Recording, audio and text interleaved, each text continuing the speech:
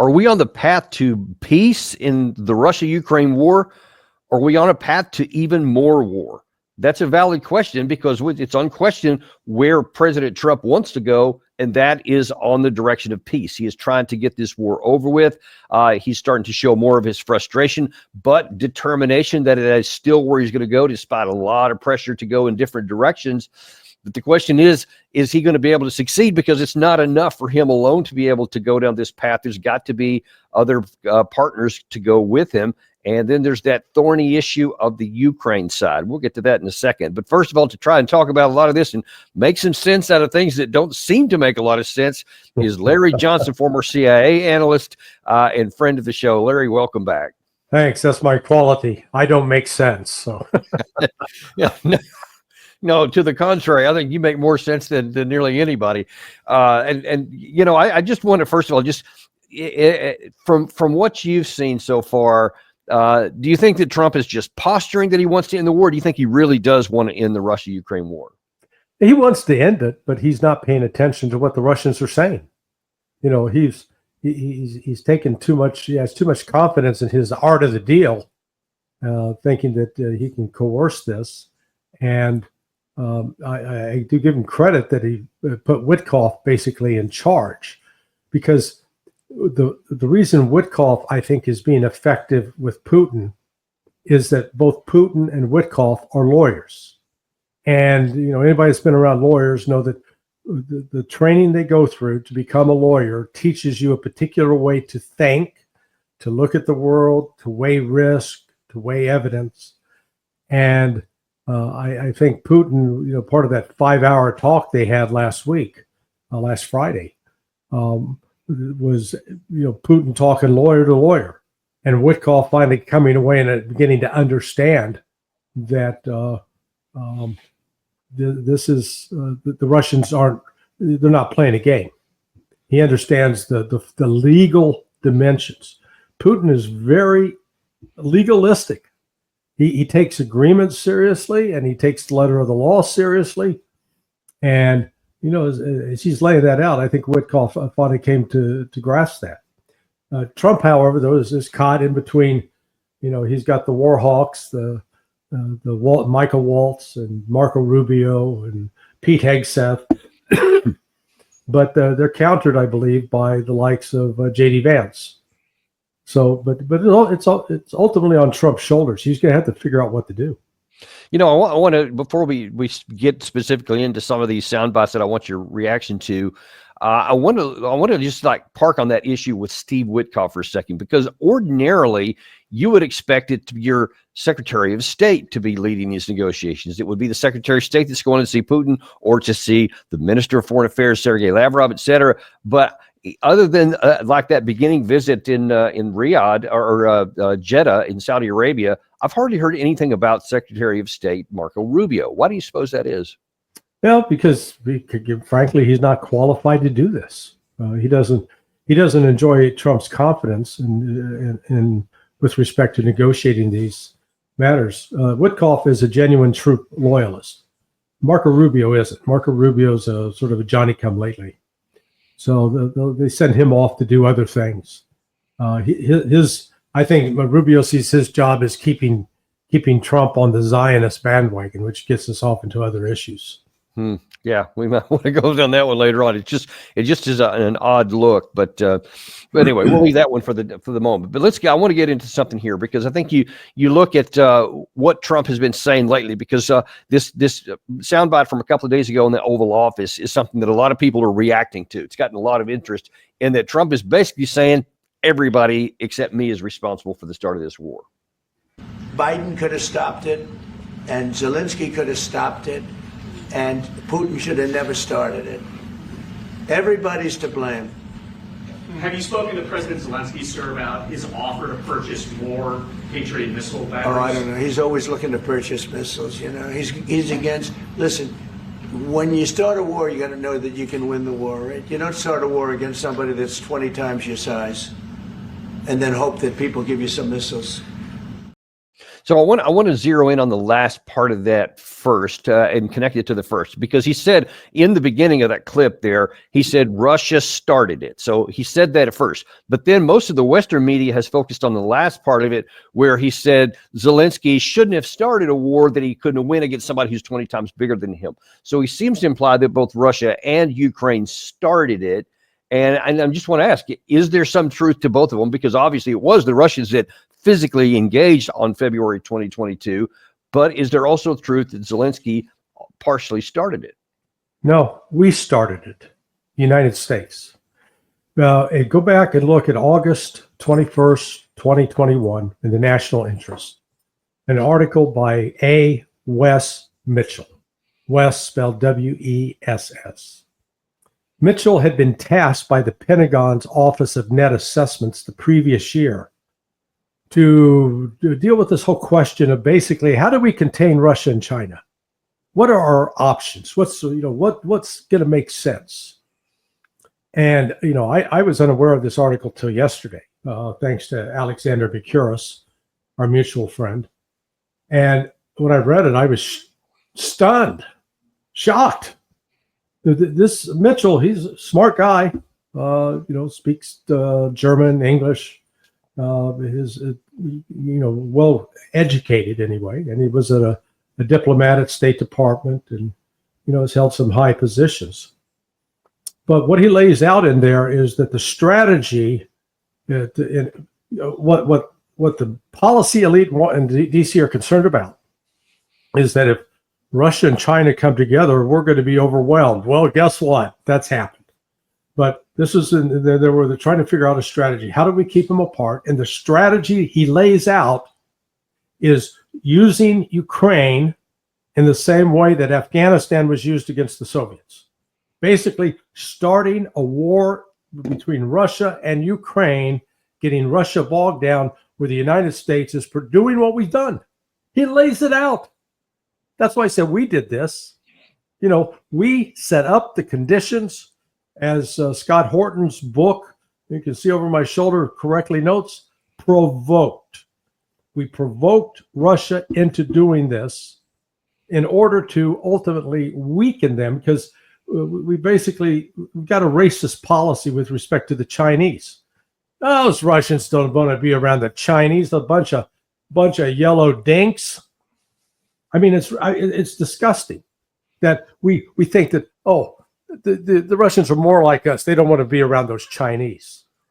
And in fact... Wait. So we actually intentionally said, hey, how's about we split Russia and China by going after Russia through Ukraine and thinking that that's going to put a blanket between Russia and China? So we got to really lay a defeat, do a beat down on Russia.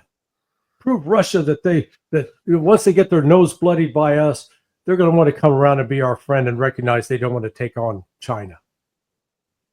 The guy wrote this. Yeah, I got to find that article. Yeah, you got. When you read it, be sitting down. I don't want you standing up, because you'll read it, you'll pass out. Appreciate the safety concern there. I will take that into consideration. Yeah. Oh my goodness. Yeah. Well, that's okay. So I guess you can add to it, because Zelensky himself certainly bears some burden of the portion of the responsibility. He did make the decision not to seek any kind of negotiated settlement, not to take any of the options to short of war that Russia offered, not to take the Minsk agreements, etc. But I was actually unaware of this, that we had more culpability than I knew, which obviously wasn't small anyway. But yeah, that's troubling. And remember, with Zelensky, he won election on the promise, hey, man, I'm going to deliver on this Minsk II. We're going to get this war settled. We're going to reconcile with Russia. We're going to have peace. That's what the Ukrainians voted for. Man, talk about doing a Dr. Jekyll, Mr. Hyde. Once Zelensky gets into office and he's a captive of this right sector, this ultra right wing elements that are aligned with the mustache man from Bavaria. It was game on. Provoke. And this was, like I said, this was not something that the Russians cooked up and that we reacted to. as you'll see in this paper, it was planned. It was part of Pentagon planning. The only problem was we had a lot of false assumptions. One of the assumptions Mr. Mitchell made was, boy, those Russians they're economically weak and their military's a mess.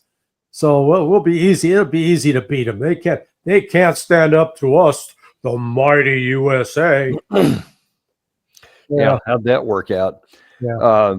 So getting back to the Trump part here. So now that we've established that there's multiple parties that got this in, probably the least of all of them was the Russian side. But let's look at how people are reacting today. So as I mentioned, when Trump made that, it got a lot of comments all across the political map here. First I want to look at is from the Ukrainian side. This is a woman named Hannah Shelist from a Ukrainian think tank. And she has some not surprising views on Trump's comments. It's always easy just to forget about the problem rather than solve it. That's like when you have a small wound, for example, on your hand, what you're going to do, to put some medicine on it or just to cut. What Mr. Witkoff is proposing, de facto, is cutting, not caring that the person that you cut the hand would just bleed to the death.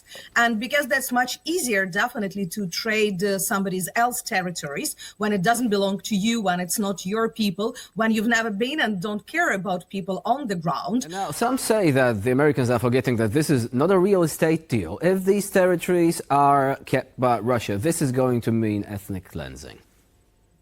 It's already meant, because if you follow the news of the last year, you are from the occupied territories, and a lot of the official Russian decrees issued for these territories.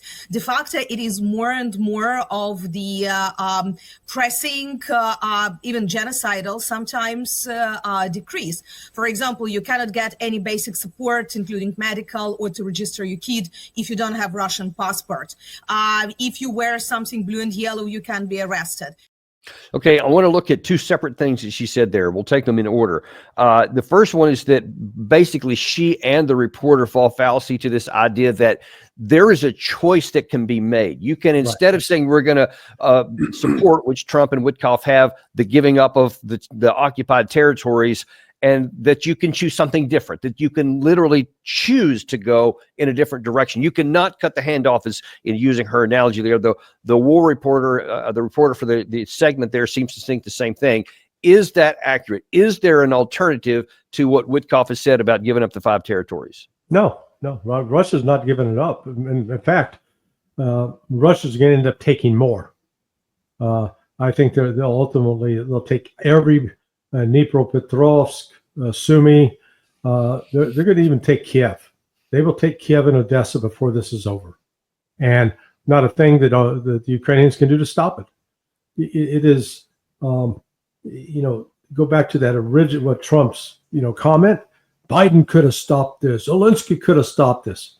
Hey, Mr. Trump, you can stop this.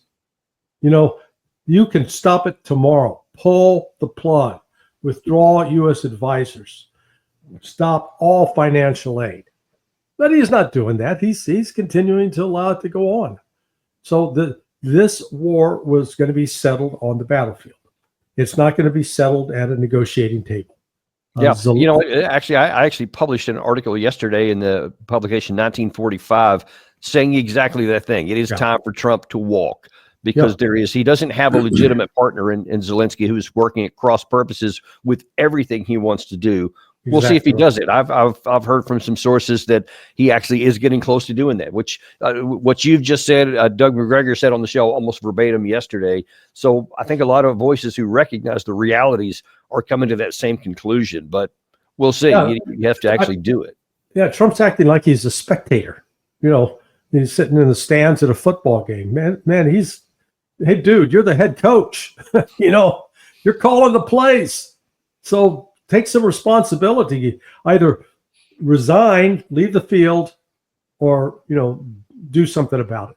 Make the call. Yeah. The second thing I want to look at what she had to say there is an accusation that in the occupied territories of the Ukrainian people inside what, before February 2024 or 22 was Ukrainian territory, et cetera. they're saying that the Russians are systematically oppressing all of those people. Is that true? No, it's not true. And in fact, in all of those territories, it came out in massive turnout. Even under wartime circumstances, they had a massive turnout. People were not coerced at gunpoint to go out and vote. They weren't told if you don't vote, you don't eat. None of that. And yet, overwhelming, 80% of the population in each of those areas voted to, hey, we'd much rather hang with Russia than stay in Ukraine. So, and part of that is the Russian speakers and the discriminatory acts that have been passed by the Rada in Kiev. That's where the actual persecution of these people is taking place. And she's just that young lady is just doing a little bit of what's called projection.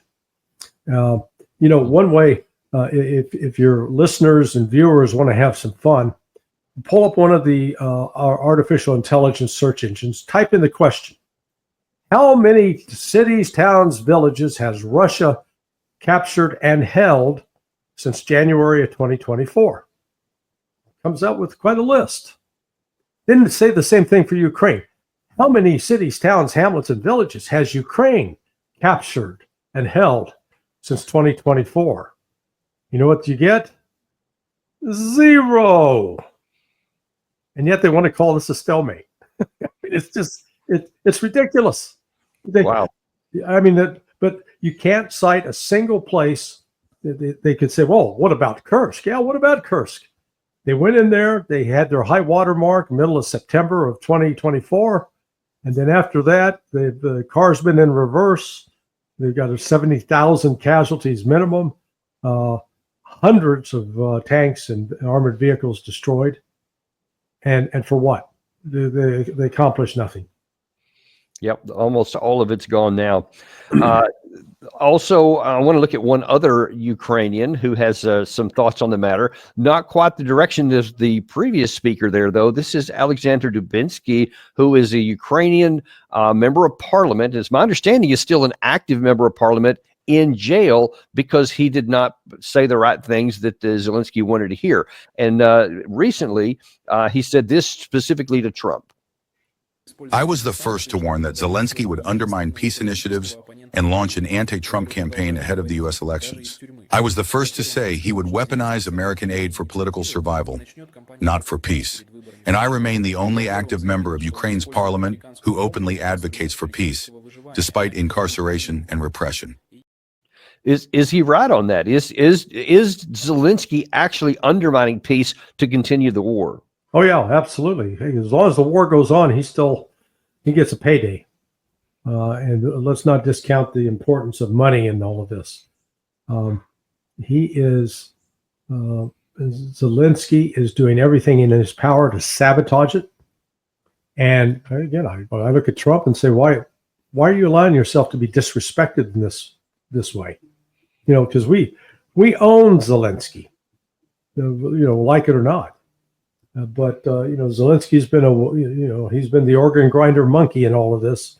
We played the music and he's jumped around. Now he doesn't like the new owner of the organ. One of the other people who have been negative about Trump's comment about basically agreeing to sign over the territory as a condition to get to an end of the war is Sky News. And Sir Michael Clark was saying that he disagrees with what Trump says here. Now, it's interesting as you watch this, he's going to say at the first of it that he just categorically disagrees with what Trump is saying, but then he provides some evidence that almost completely corroborates what Trump said.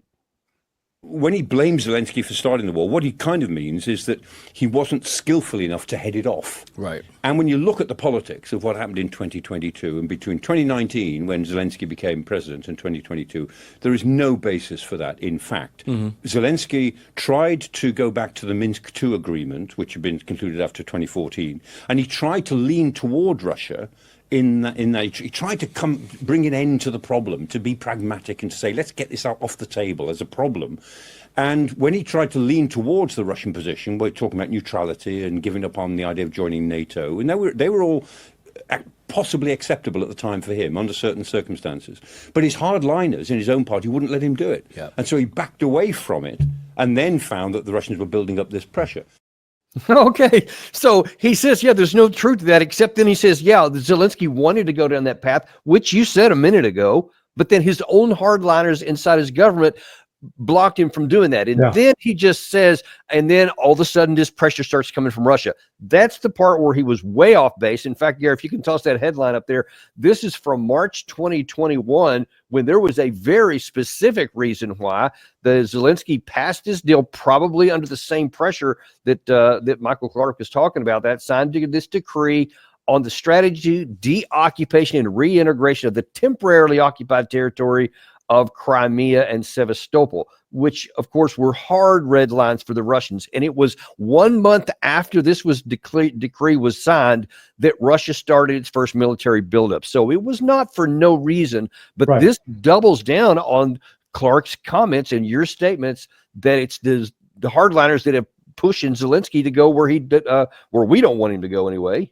Well, and let's recognize that those hardliners most likely were responding to encouragement and direction provided by Central Intelligence Agency and British MI6. So this was, like I said, this was not an accident. This was not a case of Russia being the bad actor in this. This is where Russia had been taking steps since the Maidan in 2014 to try to shore up its western border. Because, you know, they've been attacked a few times from the West.